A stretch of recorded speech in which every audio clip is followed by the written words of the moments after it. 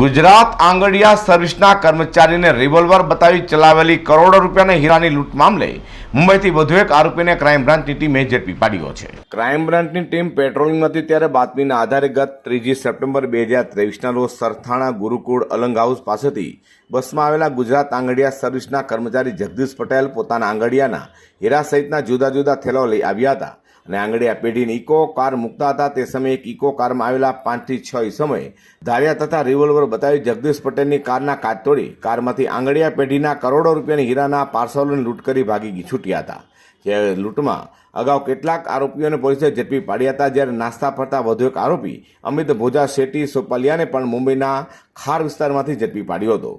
તો ઝડપાયેલો અમિત શેટ્ટી મુંબઈના નાલા સોપારા, પવઈ, થાણેનગર, નિર્મલનગર, ઠાણે સિટી, શ્રીનગર, નિર્મલનગર અને ઠાણે પોલીસ પથકમાં લૂંટ સહિત જુદા જુદા 7 ગુનામાં ઝડપાઈ હોવાની પણ કબૂલાત કરી છે। અઝર કુર્સી સાથે હર્ષદ શેઠા।